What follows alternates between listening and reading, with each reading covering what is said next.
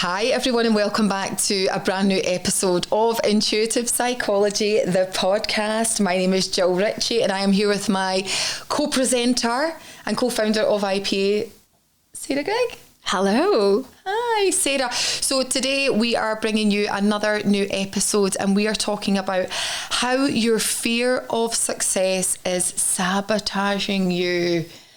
Right, because we've all heard of fear of failure. That's not uncommon, but let's really talk about how our fear of success can really hold us back from living in true alignment, true purpose, being our best versions of ourselves. Fear of success, get my words out, is a thing, Sarah, right? Yeah, it really is a thing. It reminds me of the work of Maslow, the psychologist, and he said we all have this inclination to pursue our full potential and our untapped potential, and that's within us all. Like perhaps you hear yourself saying, I know I'm capable of more, I know there's more within me. That's our inclination and our natural drive to be our full self and express our full potential. But there's a paradox there, and Maslow said that whilst we have this inclination to be our full selves, access our untapped potential, what coincides with that is our fear of success. It's our fear of our own greatness, a fear of our own talents.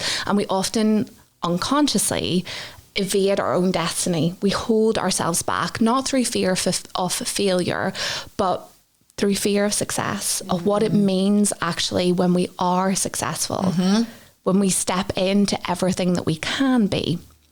Yeah, let's actually even go deeper than that. You know, I like to go deep, Sarah. We're going right in. Because the fear of success, as you were talking, I'm like, I can relate that to me. I can relate to that. And hopefully you as a listener can really take a pause right now and relate to that. Because what does it mean when you are your fullest, most expressed, free version of yourself without having the walls up, without having those walls up? Because I know I've done that in the past, but I've almost put this armour around myself to protect myself so that no one comes in to take me out of it, to tell me I'm not good enough, to give me their version of how I should live. I've actually done it all. I've done it where I've held back. I've held back parts of myself. Then I've had a version of me where I've had walls up of protection so that it can't, whatever versions or whatever stories people want to project onto me, I've had the walls of protection up so that I didn't let that invade me, and then I could start to be that fullest expressed version of me. I've also had elements of it where I've really worked on myself and I've seen it coming in and I've still pushed and moved the needle forward, and then I've had other versions of me where, the walls are down, and that's the real raw part of being successful and actually being able to feel everything. That's a really vulnerable part, and I think we both really experienced that specifically within founding the Intuitive Psychology Association.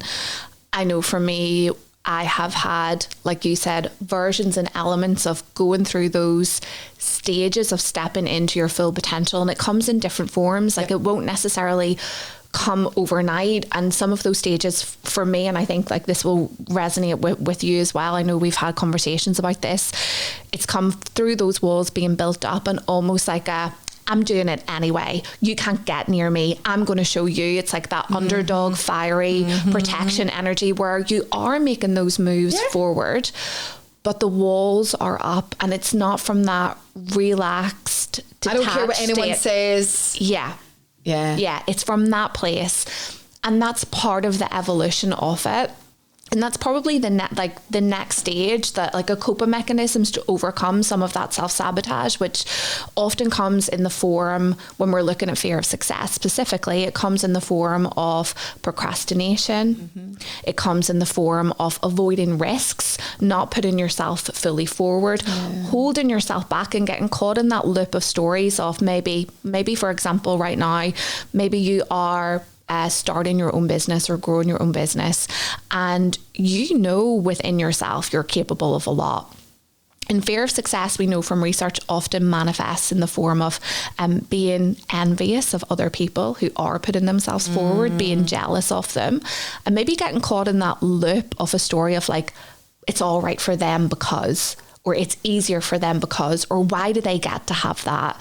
And that's, you know, we're envious because part of them is realizing a part of ourselves that we can't or we're unable to, and it's holding that. So I think the walls going up, like you've described, it undoubtedly serves a purpose because it moved you forward and it moved me forward. But then comes the next kind of evolution, which is how do you step into being all of yourself, all of your untapped potential, all of your vulnerability, with all of your vulnerability, and letting those walls down. Because when the walls are up, it doesn't just block out the negative, it blocks out the positive. So when my walls were up, I didn't receive on the level that I do now. I resonate with that. Yeah, it is. And I love that you said you're blocking out both.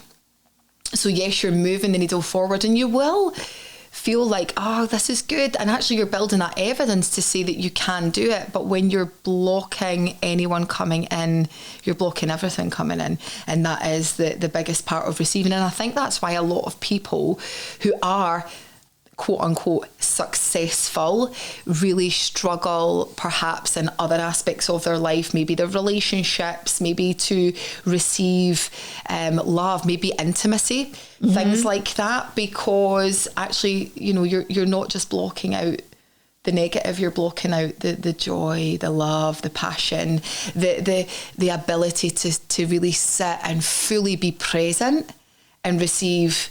Like that's definitely having that dance of like, how do I do that? I love that you talked about the jealousy piece, because I think that's an important thing to bring up, because it's not about shaming it, but it is. I'd say it's one of those shadows, right? Yeah. That it can feel dark.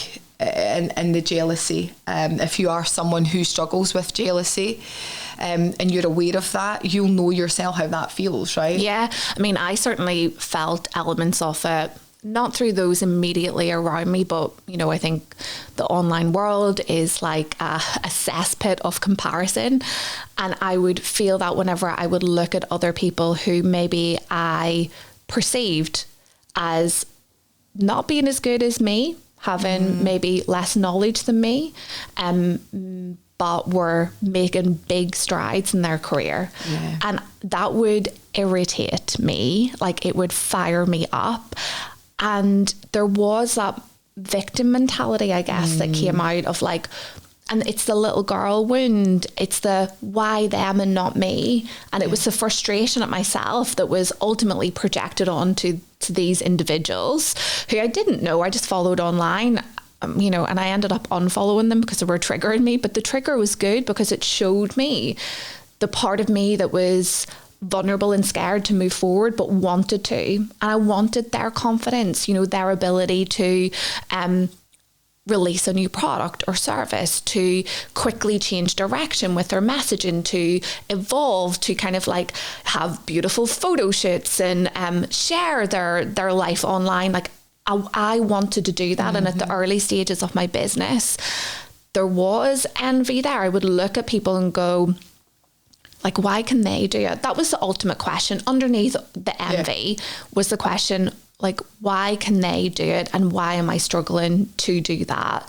And for a while, I thought it was fear of failure. But when I dug deeper, it was ultimately fear of success. Because if I was judging someone for being successful in that way, maybe others would judge me. Yes. Oh, so the trade-off, right? The trade-off. Is that although you're not as successful, again, quote unquote, as you know that you're capable of being, it also kept you under the radar just enough so that people liked you and you weren't too much. You know, you're not too much. You're not like, you don't love yourself, which I laugh because, you know, the self-love piece is the most important part, and we know that. I mean, Whitney wrote about it, you know, the greatest love of all, learning to love yourself and all that. But it's so true, because as within, so without. But actually, and again, it goes back to growing up, right? It's like, who do you think you are? Don't be too much. And when you are fully like out there, putting yourself out there, the judgment is like, who do they think they are? But ultimately they're going to say that about me. Yeah. And I think we have like the immediate, like direct experience that we have, like through our family. Maybe, you know, we've had some interactions in school, the education system, friends kind of grown up that have impacted, or we've internalized that message of it's not safe to be fully you. But if we go kind of a level higher as well, which I think is really important, as well as that individualized experience that you might have, we know from the research, like the collective research in psychology, that this specifically affects women like more than men. Yeah. So we know that women have a greater fear of success and achievements than men. And it's ultimately because women fear that they will stand out, that they will be judged, that they will be the source of kind of envy, and that they won't fit in. And as a result of that, women internalize different messages than men. This is not to say, let's be very clear, that men do not have a fear of success. That's not what I'm saying. I'm saying that statistically, this is greater in women, because we do internalize those messages that it's not okay to have it all. Yeah. Yeah. And actually what that then creates is self-sabotage. Yes. Because let's be clear, when we're doing something really well, and I've even noticed this as you're talking, I'm like, where and when have I done that in my life? Where I've maybe not feel safe, I'll maybe then burn something else down. Yeah. Like, oh, well, I'm not all that because look, I'm really struggling to juggle my life as a mum, or I'm really like, you know, I'm not all that. So look at this. Yeah. And isn't it interesting? And I think if you guys are listening to this, really tune into where you think you can't have it all. And I think maybe on a level you'll say, well, I know I can. And that's the knowing without knowing. You know you're capable. But even going back a step to why women struggle so much with this goes way back. Like, this is inherent, right? Like, women are so naturally incredible because we can do so many things. We are incredible, but we were punished for that if we go way back, right? But taking it even into now, the sister wound is massive. Like, I know, even personally, I've never really struggled with men having a pop. It's been women that have done it. And we all want this sisterhood. We all want to support each other, and we'll hear like women supporting women, but often they don't. Yeah. And that can be challenging. So for anyone listening that maybe the sister wound is kind of a new term for them, like when you say that, like what does that mean? So this is more around, again, like what Sarah was talking about when she was saying about as a female struggling to stand out, why women do that, because you don't often see the hate coming from men. Mm-hmm. It's more that the women know that they're capable of more, they want to do more. Why should you have it? And they don't. We think there's not enough. And we judge other women. We judge other women for maybe having what is deemed as more than, of putting themselves out there. And it is, you may have experienced this if you look back on your life. I mean, I was sharing with you, Sarah, just a few days ago. I have a memory of being like 4 years old in primary one, and these 3 girls, I mean, you're just 4, right? You're a kid, but it's so real to you. And I remember 3 girls like pushing me and picking on me, and I must have really tuned into that narrative, that because I was my freest, most expressed self at 4 years old, right? But I must have learned that being me got me in trouble. Like, being me made people not like me, so I would take on that narrative at a very early age. And those girls, they didn't know what a sister wound was. They were just being kids, right? But as a child, it's so real to you, and it's the biggest thing, because that's all you've got to compare it to. As an adult, you can look back and say, oh God, you know, they're babies. But when you're experiencing that, that's the only world that you know. And I remember going home from school, and I remember seeing my mum. I was, for those of you who don't know, I was brought up in a single parent family, and my mum did it all. So I remember going home from school, being really young, and remember watching my mum. She was washing the car. We had this yellow car, and she was washing the car, and she was so happy. And it was a Friday, and she was telling us that she was taking my sister and I, we were going to stay at our friends, and she was so excited. And I remember at that moment thinking I didn't want to tell her because she seemed really happy. And so we internalize these things, and they're like, right, well, how do I change who I am to fit in? How do I make those girls like me? How do I not be funny anymore? Or how... And I think that if you are sitting listening to this, there's probably an experience of your life where you have experienced that, where you have felt judged by women.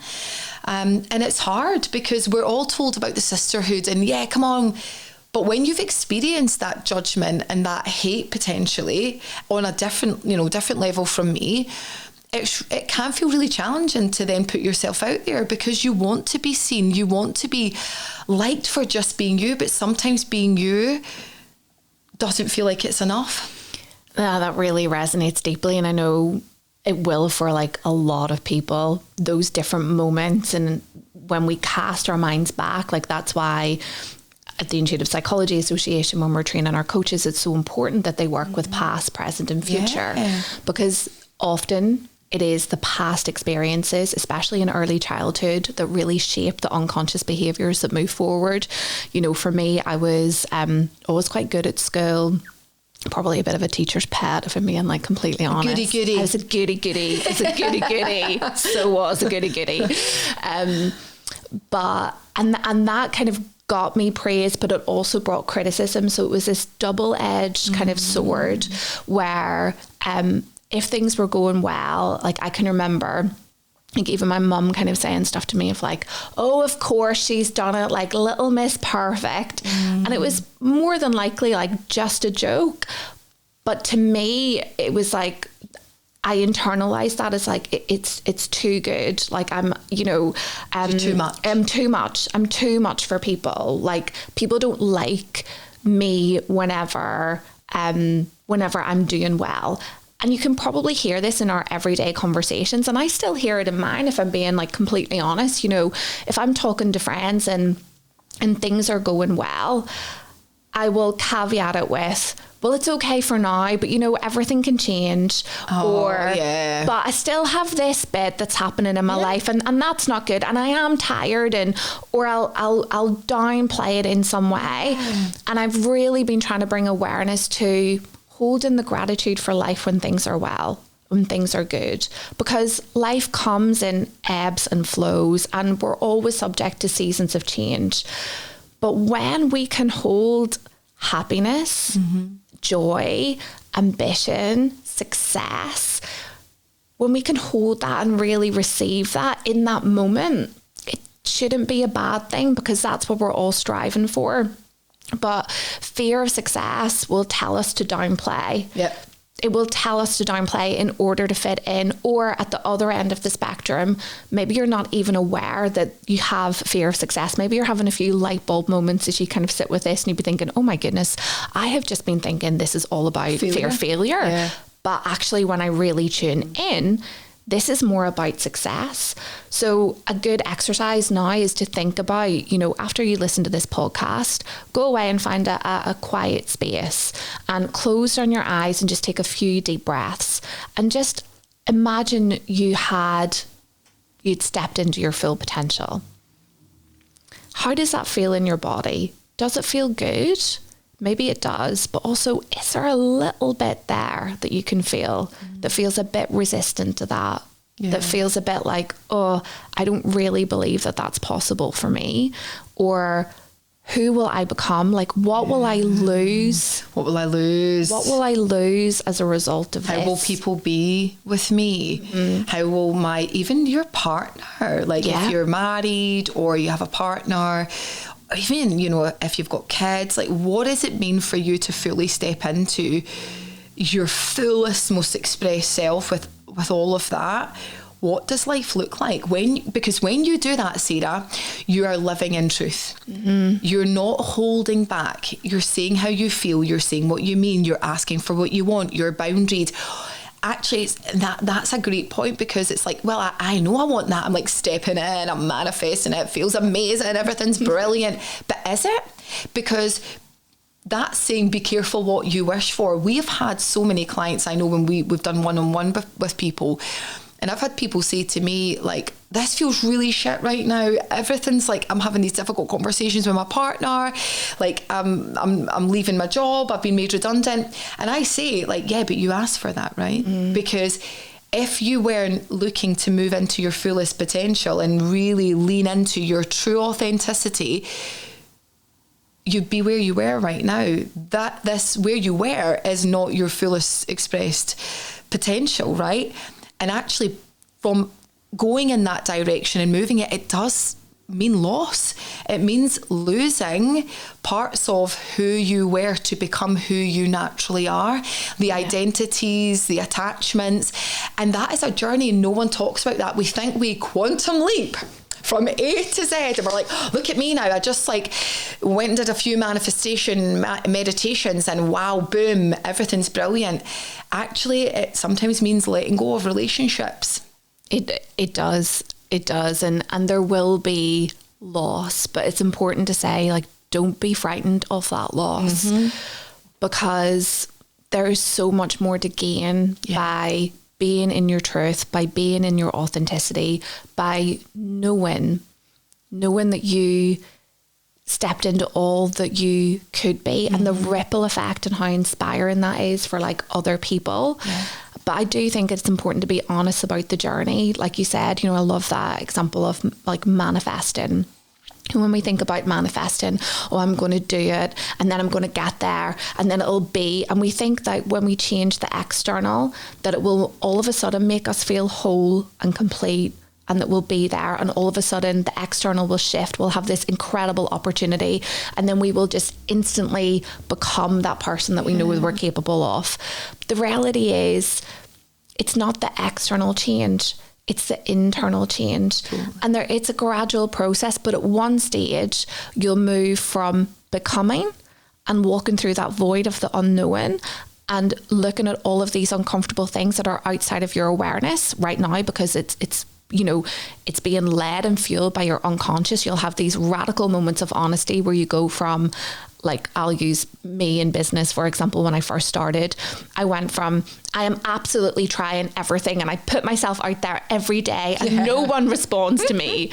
And when I was really honest with myself, I wrote maybe one post, maybe did shared someone else's story, but not my own. But that was vulnerable for me enough to feel like I really was doing it.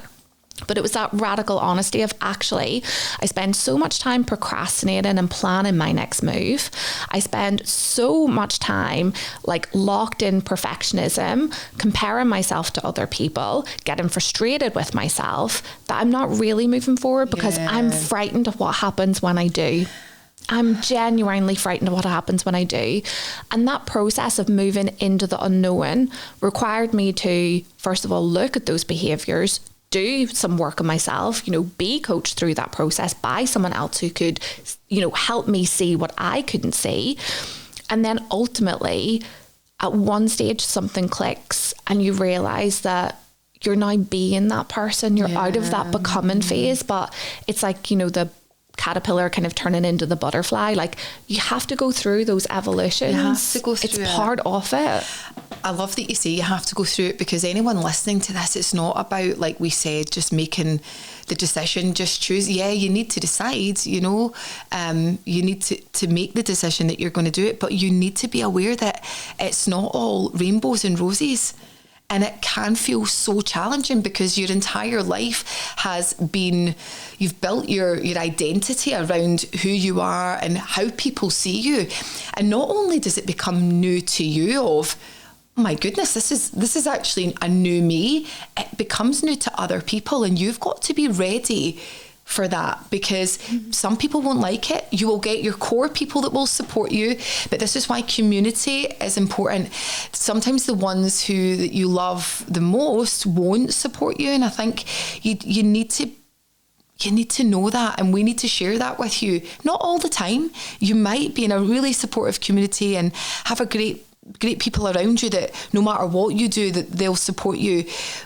But some people don't, and that holds people back. And then the jealousy comes in and the judgment of others. And then you're like, I knew I could have done more. And that jealousy is like a bitterness. It's like a poison. I always remember Dr. Wayne Dyer saying that it's never the snake bite that kills you. It's the venom, it's the poison that goes through you and courses through your whole system. And that's what jealousy and judgment can be like. You are only responsible for you. And you know, if you're listening to this, you're probably someone who does want to have the permission slip to step into it, but don't let the forest overwhelm you. Do one thing at a time. And let's talk about, Sarah, as we're sort of wrapping up, ways that someone can start to move the needle forward and create safety within themselves to do it. So there's some exercises, right? Yeah, so we know from the research that there are certain components that are important to help us overcome our fear of success, and they are a greater level of self-awareness. So the more self-aware that we can become, the more we're able to bring our awareness into the unconscious and really start to become aware of, okay, let's really take a step back. So one way to do this is to journal. So get up in the morning. First thing in the morning is probably the best time. And to free flow write. Now, when we free flow write, that means just writing without thinking about how your writing looks, spelling mistakes, grammar mistakes, all of that goes out the window. You're writing with a stream of consciousness. And when we do this, we access our intuition, and we'll often get downloads or messages and things become really clear. So you might start want to write in about your fear of success. Maybe it's like noticing your judgment of other people. Maybe you've kind of realized, maybe I am procrastinating a bit. Maybe the story that I'm telling myself isn't true. So journaling can really increase your level of self-awareness. Self-esteem is also linked, unsurprisingly, to fear of success, because often we don't feel good enough for it, good enough to hold it, you know, for whatever reason. We don't feel worthy enough to really step into it. So think about ways that you can make yourself feel safe, and that's safe to take those actions. So one symptom of fear of self-sabotage when it comes to fear of success is setting unrealistic goals, so setting really high expectations for yourself that inevitably paralyze you. You know, you'll kind of go from, I haven't earned any money, to now I'm going to do 10K kind of next month, which may be possible, but maybe it might be more possible to kind of start with like 2K, 1K, because when we get that feedback, that direct feedback of, wow, I'm doing it. Then we feel safer. We start to build up the evidence of it's possible. So journal, increase the self-awareness, look at the self-esteem, look at where am I setting unrealistic goals for myself? How can I set smaller goals and really celebrate myself on the journey? And also, how can I notice that when I am my full self, that the world doesn't necessarily fall apart? And it's consciously every day making that choice.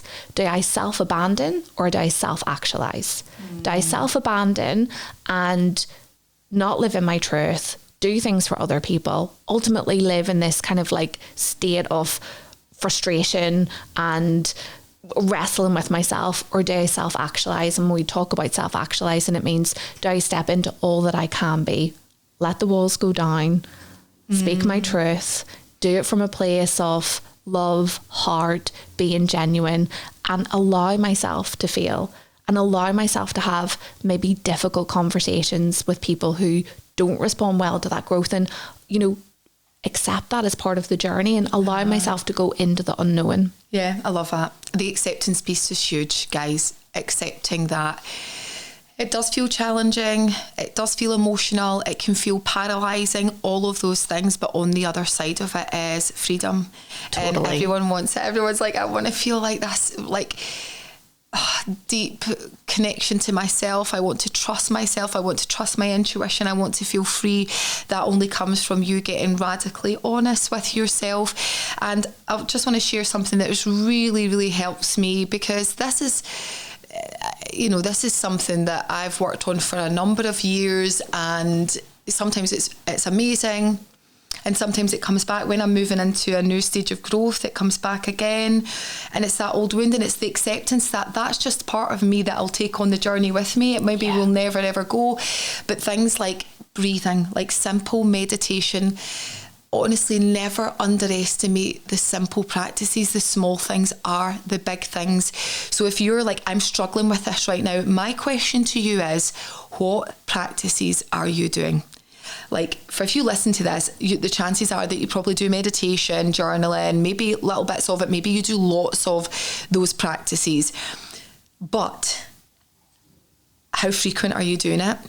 Because if you're really struggling right now, really get honest with yourself. When was the last time that you did your practices? And you need to do them consistently, because anchoring the breath, bringing awareness to your breath, dropping into your body, breathing into that tension, sitting with the discomfort, using the power of your breath as this magic elixir to help you. It's so powerful and it's free. Like, you need to do this. And I'm not saying you need to sit for hours, but even if you just say to yourself, right, every day for the next 30, 40 days, for 10 minutes every day, I'm going to breathe. I'm just going to breathe. I'm going to journal. Everyone has that time. I'm sorry, I'm going to be blunt. I don't care what anyone says. If you have time to sit on your phone and scroll for an hour, you have time. You have 15 minutes in your day to put this practice into place. And I promise you come back and tell me if you do that for 30 days and it doesn't work, if it doesn't bring a sense of inner peace and calm and connection and trust to yourself. Come back and tell me if that doesn't work. That is simple, but it works, Sarah. It creates safety within the body. It regulates the nervous system so that you can start to take that action, so that you're not getting caught up in what everyone else thinks or what everyone else says. And you may have elements of that, but it doesn't come in as much. You've anchored in safety. I think that is such brilliant advice, because we only get one life, and life is short in so many ways, and it's too short to live it on other people's terms. And there is no magic wand. There is no quick fix for this. If you have, like a lot of people do, the fear of success, we've had it, we've shared it with you, you're not alone, but you can move through it. And let me tell you, that journey is uncomfortable, but it makes you feel alive, and it opens up a new reality and a new way of being. But it starts with daily, consistent practice, that commitment to yourself. Commit to yourself every single day to do something that will enable you to move forward. I love that. Yeah. What you are not changing, you are choosing. Oh, that's a good way to end. A good way to end. Well, guys, thank you so much. We hope that you enjoyed this episode, and we'll see you in the next one.